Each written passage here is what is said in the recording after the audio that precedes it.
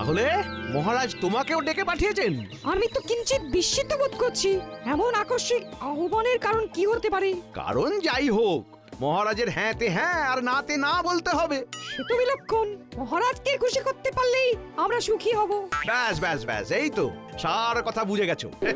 চলো পণ্ডিত, তাড়াতাড়ি পা চালাও দেখি। ওহ, যারা এসব বুঝতে পারবে তারাই তো এসে পৌঁছলো না এখনো। কে জানে আর কতক্ষণ অপেক্ষা করতে হবে। এই তো আমরা এসে গেছি মহারাজ। আমাদের এখানে কি করতে হবে সেটা বলুন। শোনো, আমি স্বপ্ন দেখেছি যে খুব তাড়াতাড়ি আমি রাজাধিরাজ উপাধি পাবো। তাই মন্ত্রী আর পণ্ডিত তোমাদের নিয়ে একসাথে বসে আমি আমার স্থাবর অস্থাবর সম্পত্তির পরিমাণ কত সেটা ভালো করে জেনে নিতে চাইছি। সে তো জানতেই হবে মহারাজ, আপনি রাজাধিরাজ হবেন বলে কথা। আপনার সম্পত্তির বহর শুনেই তো অন্য রাজাদের ঘুম উড়ে যাবে। তাই চটপট সব দেখে একটা পরিমাপ করো দেখি। কিন্তু এই বিষয়ে তড়িঘড়ি করা কি সমীচীন হবে মহারাজ? জটিল হিসাব যে সময় সাপেক্ষ।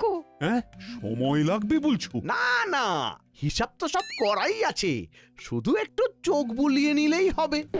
হ্যাঁ, মানে তাহলে তো হয়েই গেল। আর দেরি হবে না, তৎক্ষণাৎ হয়ে যাবে। হয়ে যাবে না, বলো হয়ে গেছে। কোষাগারে সঞ্চিত আছে শত সহস্র মোহর, রাজস্ব বাবদ আরো 5 সহস্র মোহর এই আদায় হলো বলে। আয় ব্যয়ের হিসেব ছেড়ে স্থাবর সম্পত্তির দিকে দেখুন মহারাজ। কয়েক লক্ষ বিঘা জমি, প্রতি পরগনায় মহল, কোঠা বাড়ি, দিঘি, পুষ্করিণী। তাই নাকি? তাই নাকি? সব নথিপত্রে আছে বুঝি? এ তো কিছুই নয়, খুঁটিয়ে দেখলে আরো কত কি পাওয়া যাবে। অলংকার, গচ্ছিত সোনা, হীরা জহরতের হিসাব তো এখনো বলাই হয়নি। ও, তার মানে আমার আমলে শুধু কৃষ্ণনগরেরই উন্নতি হয়নি, তার সঙ্গে আমার ব্যক্তিগত আয়ও বেড়েছে। সাধে কি আর নবাব আপনাকে সমঝে চলে মহারাজ? মুর্শিদাবাদের নবাবের সমতুল্য যদি কেউ থাকে তবে তিনি হলেন মহারাজ কৃষ্ণচন্দ্র। সম্পদে ঐশ্বর্যে আপনি অতুলনীয় মহারাজ। বেশ বেশ, তবে শুধু এটুকুতেই আমি থেমে থাকতে চাই না, আরো আরো অনেক সম্পদ চাই আমার। নিশ্চয়ই মহারাজ, আপনাকে যে এক এবং অদ্বিতীয় হতে হবে। তোমার বাকি হিসেবটাও করে ফেলো তবে, আমি তোমাদের পারিতোষিকের ব্যবস্থা করছি। আমরা তো তারই অপেক্ষা করছি। না মানে এই যে হিসাব করছি। মহারাজের জয় হোক। তবে আজও যেন মনে হচ্ছে মহারাজ একটু বেশি খুশি খুশি আছেন। কোনো সুসংবাদ আছে বুঝি? সংবাদ নয় গোপাল, বলো ঘোষণা। বেশ তো, কি ঘোষণা করবেন করুন মহারাজ। আমরাও না হয় আমাদের কর্ণযুগল সার্থক করি। ওহ, গোপালের তো দেখছি মুখ দিয়ে ভাষার ফুলঝুরি ছুটছে। পণ্ডিতের টোলে নাম লিখিয়েছে বুঝি? সে যাই হোক, তবে একবার মহারাজের ঘোষণা শুনলেই সব ছোটাছুটি বন্ধ হয়ে যাবে। শোনো সবাই, আমি ঘোষণা করছি, শুধু বাহুবলে নয়, অর্থ বলেও আমি এখন নবাবকে টক্কর দিতে পারি। তাই নবাবের চোখ রাঙানিকে আর ভয় করব না। সে কি? এ আবার কেমন কথা? না না মহারাজ, নবাবকে একটু সামজে না চললে যে বিপদ হতে পারে।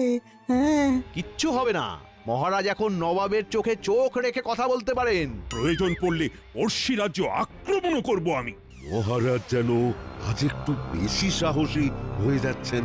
এমন মহারাজকে তো আগে কখনো দেখিনি। বলছিলাম কি মহারাজ, এতটা বাড়াবাড়ি না করাই ভালো। যার যতটুকু আছে তাই নিয়েই খুশি থাকা উচিত।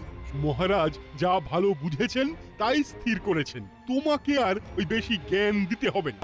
সত্য সব বিষয়ে ফোরদ না কাটলে যেন গোপালের ভাত হজম হয় না। আসলে মহারাজের বারবারন্ত শুনে গোপালের চোখ টাটাচ্ছে। গোপালের মতো সর্বহারা আর সম্পদের কি বুঝবে? আমিও তাই ভাবছি গোপাল, তুমি বরং নিজের চরকায় তেল দাও। আমার ব্যাপারে তোমাকে আর নাক গলাতে হবে না। যেমন বলবেন মহারাজ।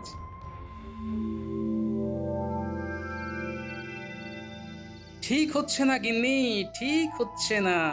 কি সে ঠিক হচ্ছে না? না না না না না, আমি তো মাথা মুন্ডু কিছুই বুঝতে পারছি না।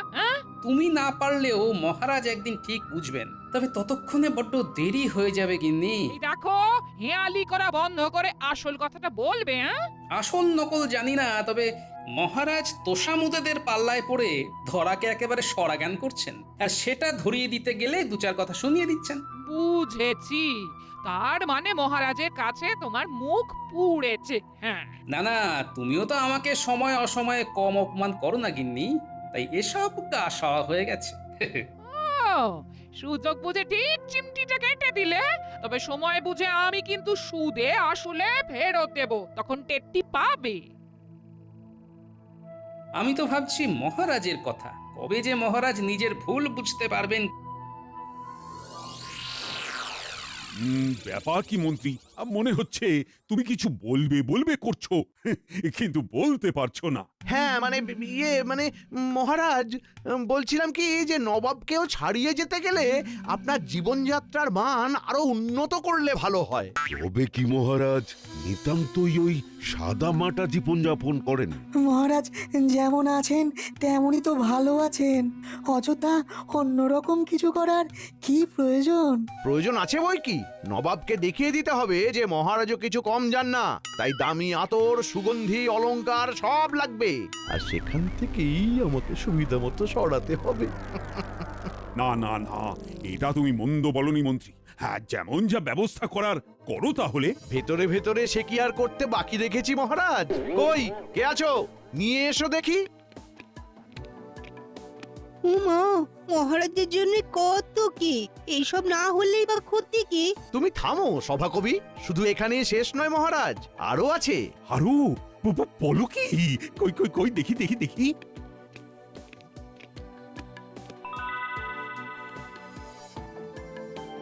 শুধু আপনার জন্য মহারাজ। না না, মন্ত্রী মশাইয়ের কাজে কোনো ত্রুটি নেই, সব ব্যবস্থা কেমন গুছিয়ে করেছেন। হ্যাঁ, সে কি আর এমনি এমনি করেছি, এই তালে যা হাতানোর তাও হাতিয়ে নিয়েছি। না, এবার যেন ভেতরে ভেতরে বেশ একটা উত্তেজনা বোধ করছি। মনটা একেবারে চনমন চনমন করছে। তোমরা কি দেখছো মহারাজ দিনকে দিন কেমন যেন পাল্টে যাচ্ছেন, কেমন যেন অন্যরকম। এই মহারাজ আমাদের অচেনা। মহারাজের হঠাৎ যে কি হলো ভাই, আর যেন তাল জ্ঞান নয়। কিন্তু এইভাবে চলতে থাকলে মহারাজ বড় কোনো বিপদে পড়বেন। কিন্তু সেটা তাকে বোঝাবে কে? বোঝাতে যদি কেউ পারতো তবে সে একমাত্র গোপাল, কিন্তু সেও তো এখন এইসব থেকে দূরে, ঘরে একা একা বসে। হ্যাঁ, যতই সে থাক দূরে, মহারাজের কথা ভেবে চলো না গিয়ে দেখি কি করে।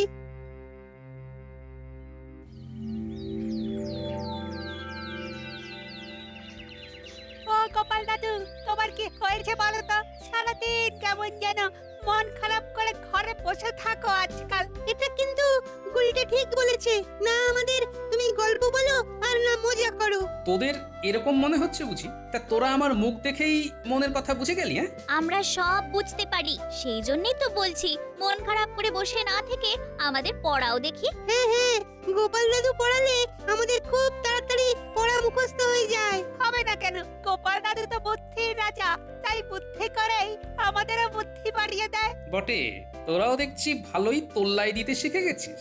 ওদেরটা না হয় তুমি বুঝে গেছো, কিন্তু মহারাজের ব্যাপারটা যে আমরা কিছুতেই বুঝতে পারছি না। সত্যি কি করেছে কি হয়ে গেল? যদি কিছু পারো তবে তুমি কিছু করো, না হলে তো শুধু মহারাজে নয়, এই বুঝি গোটা কৃষ্ণনগরেরই ক্ষতি হয়। বেশ বেশ, দেখছি তবে কি করে কি করা যায়।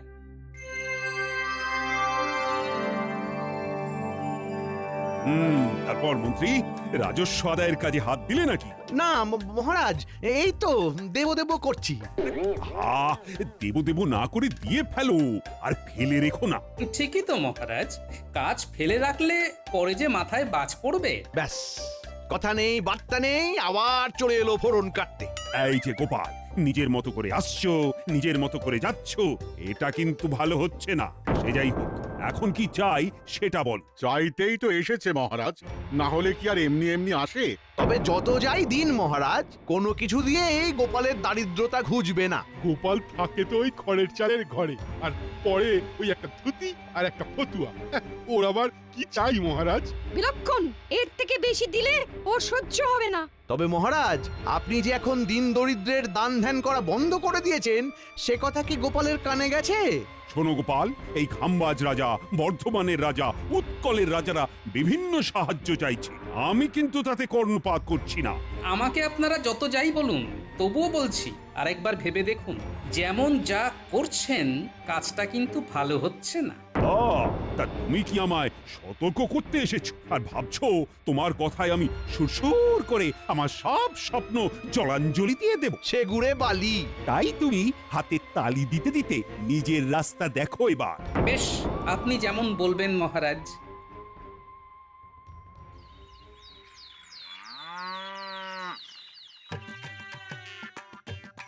এখানেই তো রেখেছিলাম, কোথায় যে গেল, কোথায় গেল? ঘরে ঢোকা থেকে কি সব ঘাটাঘাটি করতে শুরু করলে বলো তো? আর মোহরের থলিটা তো এখানেই কোথাও ছিল। দেখো তো গিন্নি, এদিক ওদিক কোথাও নজরে পড়ে কিনা। এমন বলছো যেন মোহরের থলি নিয়ে আমি লোপালোপি করি। তুমি কি কোনোদিন আমায় হাত খরচের জন্য কিছু দিয়েছো যে আমার কাছে থাকবে? কিন্তু কিছু না কিছু তো থাকতেই হবে। তবে যেটুকু যা আছে তাই দিয়েই কাজ হবে। আরো মোহর লাগবে, আরো আরো আরো। নির্ঘাত তোমার মাথার গন্ডগোল হচ্ছে। ওই মোহর মোহর করেই তোমার মাথা খারাপ হয়ে গেছে। হ্যাঁ, মাথা খারাপ আমার নয়, মাথা খারাপ তো হয়েছে মহারাজের, আর ওটাই আমাকে ঠিক করতে হবে। সে তুমি যাই বলো, আমি যা বোঝার বুঝে গেছি। গন্ডগোল তো হয়েছে, না হলে তোমার মতো লোক মোহরের জন্য এরকম খোঁজাখুঁজি শুরু করে? হ্যাঁ, না না না না, আমি আর ভাবতে পারছি না। তোমাকে আর ভাবতেও হবে না গিন্নি, ভাবাভাবির ব্যাপারটা এবার আমার উপর ছেড়ে দাও। প্রণাম মহারাজ। আবার আবার এসেছো গোপাল? কেন মহারাজ, আমাকে কি আসতে নেই নাকি আপনাকে আমার মুখ দেখতে নেই? এই মরেছে, এবার কি বলি আমি? আমি শুধু ভাবছি, বারবার তাড়িয়ে দেওয়া সত্ত্বেও গোপাল কেন আবার ফিরে ফিরে আসছে। আমার তো মনে হয় বারবার অপমানিত হতে। ঠিক ঠিক, ন্যাড়া 3বার বেলতলায় যায় আর গোপাল 3বার অপমানিত হয়। এবার কিন্তু বড্ড বাড়াবাড়ি হচ্ছে। গোপালকে চুপচাপ থাকতে দেখে যেমন খুশি অপমান করছে ওকে। গোপালের কিন্তু এবার কিছু বলা দরকার। বলছিলাম কি মহারাজ, আমি কিন্তু আপনার কাছে কোনো দান চাইতে আসিনি। সময়ে অসময়ে আপনি আমাকে পুরস্কার স্বরূপ বহু মোহর অলংকার দেবেন বলে প্রতিশ্রুতি দিয়েছিলেন, কিন্তু তারপরে আর দেননি। এখন সেই সব পুরস্কার আমার চাই। সব এখনই চাই না? মানে ধীরে সুস্থে পরে পরে দিলে চলবে না? চলবে না কেন? খুব চলবে, খুব চালালেই চলবে। না, চলবে না। দিলে ভালো, না দিলে সেই কথাও রাষ্ট্র করে বেড়াবো। এবার দেখুন কি করবেন মহারাজ। ছি ছি গোপাল, সামান্য কটা মোহরের জন্য তুমি এমন দরদস্তুর করতে পারো? যাও যাও যাও, এক্ষুনি গিয়ে কোষাগার থেকে সব সংগ্রহ করে নাও। আর শোনো, তোমার এই মুখ যেন আমাকে আর কখনো দেখতে না হয়। আপনিও ভেবে দেখুন মহারাজ, এই অপমান কি আর সহ্য করা যায়? বেশ, আসি তাহলে। কিন্তু গোপাল এটা কি বলে গেল? সে যা বলে বলুক মহারাজ, আসল কথা হলো দুষ্টু গরুর থেকে শূন্য গোয়াল অনেক ভালো। ওই তো গোপাল দাদু চলে এসেছে। আমরা তো তোমার জন্যই অপেক্ষা করছিলাম। তুমি বললে যে আমাদের পড়াবে। এই দেখো, আমরা বই খাতা কলম নিয়ে বসে আছি সেই কখন থেকে। ভালোই হয়েছে, এবার তো বাকি কাজটা তোদের দিয়েই করতে হবে। কি সব কাজের কথা বলছো বলো তো? তার মানে পড়ালেখা হবে না? হবে তো, তবে এবার লেখা পড়া হবে। লিখবো আমি আর পড়বে অন্য কেউ।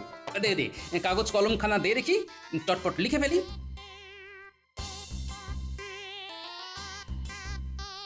নে, এবার এই চিঠিখানা রাজবৈদ্যর হাতে তুলে দে গিয়ে, যা। আর শোন, একটা কথা তোদের কানে কানে বলি। কি বলছো কি গোপাল দাদু? দাদু যা বলছে ভেবে চিন্তে বলছে নিশ্চয়ই। চল, আমরা দাদুর কথা মতো কাজ করি।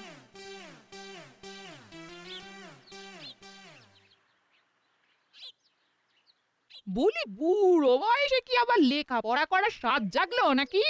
স্বাদ তো জাগে, কিন্তু সাধ্যে কুলোয় না গিন্নি। সে কি আর আমি জানি না। তবে ওদিকে কি খবর? মহারাজ কি নিজের ভুল বুঝতে পেরেছেন নাকি এখনো অন্য ঘরে রয়েছে? না এখনো পারেননি, তবে আজ যে অপমান করেছেন তিনি আমায়, এরপরে বেঁচে থাকাই মুশকিল। কি আবোল তাবোল বলছো বলো তো তুমি? একটু জল খাবো, জল দাও না গিন্নি। সেটা ভালো করে বললেই হয়। দাঁড়াও দিচ্ছি।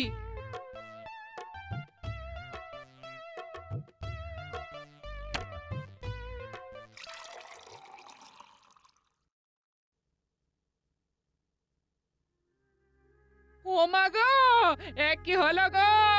ও গো, কে কোথায় আছো গো? মানুষটা তো এক্ষুনি বসেছিল, আর তারপরে না না না, আমি বরং বৈদ্যকে ডেকে আনি গিয়ে।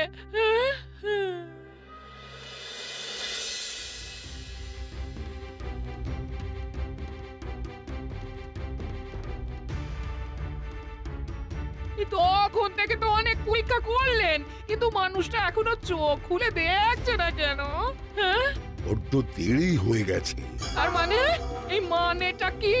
হ্যাঁ, গোপাল জগতের মায়া ত্যাগ করেছে।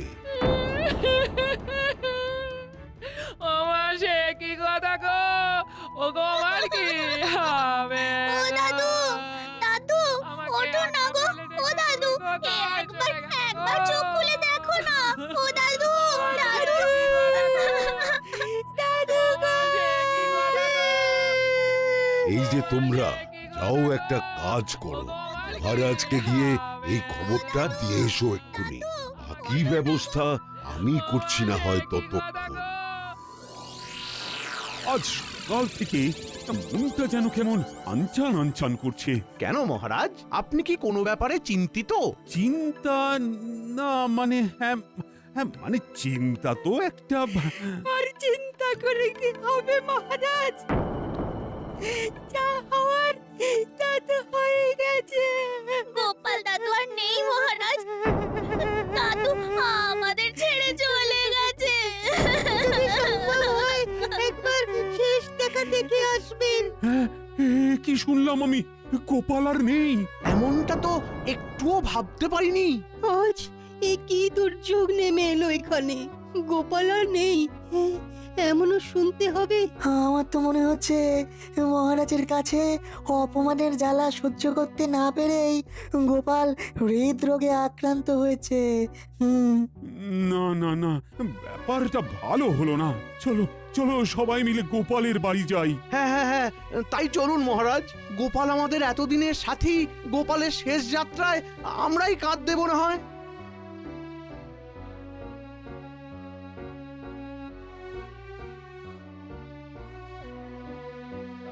ব্যবস্থা যখন সব হয়েই গেছে, তখন আর দেরি করাটা ঠিক হবে না। হ্যাঁ হ্যাঁ, এসো সবাই, কাঁধে কাঁধ মেলাই।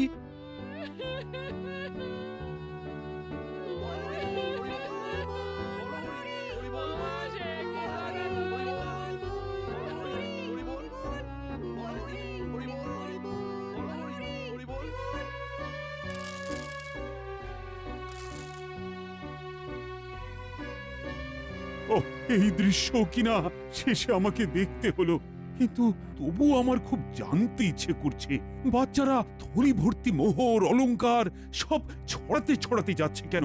আর গোপালের হাত দুটোই বা খাট থেকে বেরিয়ে দুদিকে ঝুলছে কেন?